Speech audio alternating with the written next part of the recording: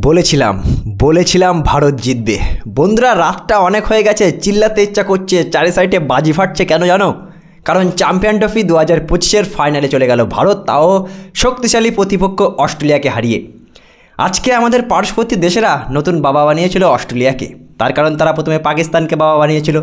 না জানি বন্ধুরা, সোশ্যাল মিডিয়ায় কত ট্রোল সহ্য করি আমরা, কত বাজে বাজে ভিডিও তারা পোস্ট করে। বাংলাদেশের মানুষরা আমাদের ভারতকে হারানো, তারা হারতে দেখতে চেয়েছিল। আজকে সবথেকে বড় কথা, দেখলি তো ভাই, ভারত তোদের বাপ।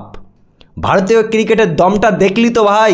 ভারত ফাইনাল খেলবে আজকে, ফাইনাল খেলেছে, ফাইনালে পৌঁছে গেছে অস্ট্রেলিয়াকে হারিয়ে দিয়ে। বিরাট কোহলি আবারও সেরা। বিরাট কোহলি 84 রান করেছে। বিরাট কোহলি প্রথমে পাকিস্তানের বাপ ছিল, আবার অস্ট্রেলিয়ারও বাপ। না বন্ধুরা, সত্যি কথা বলতে খুবই টেনশনে ছিলাম যখন অস্ট্রেলিয়া 264 রান করে। রানটা একটু বেশি ছিল, কিন্তু ইম্পর্টেন্ট সময় মোহাম্মদ শামি স্টিভেন স্মিথকে বোল্ড আউট করে, তারপরে অক্ষর পটেল ম্যাক্সওয়েলকে বোল্ড আউট করে, শ্রেয়াস আয়ারের একটা থ্রো। মানে কি বলবো বন্ধুরা, কিছু বুঝতে পারছি না যে কী বলে আজকে ভিডিও শুরু করবো বা কী বলবো। ইন্ডিয়ান প্লেয়ারদের ইম্পর্টেন্ট সময় উইকেট নিয়েছে আমাদের বোলাররা। লাস্টের দিকে কিন্তু 20-25 রান কম দিয়েছে। ব্যাটিংয়ে রোহিত শর্মার বাজে শট, শুভমান গিল বাজে শট, বিরাট কোহলি দায়িত্বপূর্ণভাবে 84 রান করলো। ফিনিশিংয়ে আমরা দেখতে পেলাম হার্দিক পান্ডিয়ার 3টে ইম্পর্টেন্ট 6, 42 রান করলো আজকে KL রাহুল। মানে আমি সত্যি বলতে, আমি কী বলতে গিয়ে কী বলছি বন্ধুরা, সত্যি ভুলে যাচ্ছি যে এতটা খুশি হচ্ছে আমার।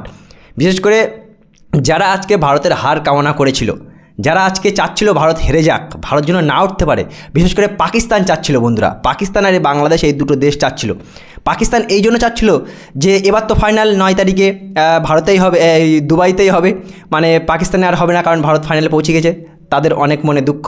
আর সবথেকে বড় দুঃখ বাংলাদেশি মানুষদের, কিছু মানুষদের, যারা তাদের দেশ তো কিছুই করতে পারে না, কিন্তু ভারত সবসময় তারা চায় ভারত হেরে যাক। সোশ্যাল মিডিয়ায় অনেক বাজে বাজে পোস্ট আজকে সকালে দেখছিলাম বন্ধুরা।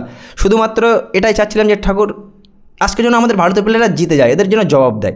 যদিও এদের জবাব দেওয়া বন্ধুরা ফালতু মনে করি, তাও খুবই ভালো লাগছে ভারত ফাইনালে পৌঁছে গিয়েছে, প্রতিপক্ষ অস্ট্রেলিয়া।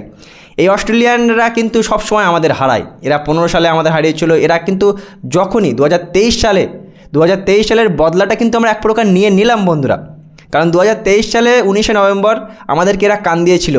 আর আজকে সত্যি কথা বলতে এই অস্ট্রেলিয়ান টিমকে আমরা হারিয়ে দিয়ে সত্যি খুবই খুশি হচ্ছে যে ভাই একটু অর্ধেক হলেও মনে শান্তি পাচ্ছি। ভারতবাসী 140 কোটি মানুষ শান্তি পাচ্ছে যে অস্ট্রেলিয়ান দল আমাদেরকে কতবার কাঁদিয়েছে।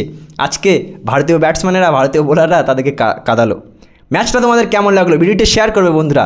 ভিডিওটা বাংলাদেশিদের কাছে পৌঁছবে যে দেখ, তোরা অস্ট্রেলিয়াকে নতুন বাবা বানিয়েছিলি, তোরা ভারতের হার কামনা করে ফেসবুকে বাজে বাজে পোস্ট করছিলি, আজকে দেখলি তো দমটা দেখ। তোরা টুর্নামেন্টের প্রথমেই বাড়ি গেলি আর ভারত ফাইনালে চলে গেল।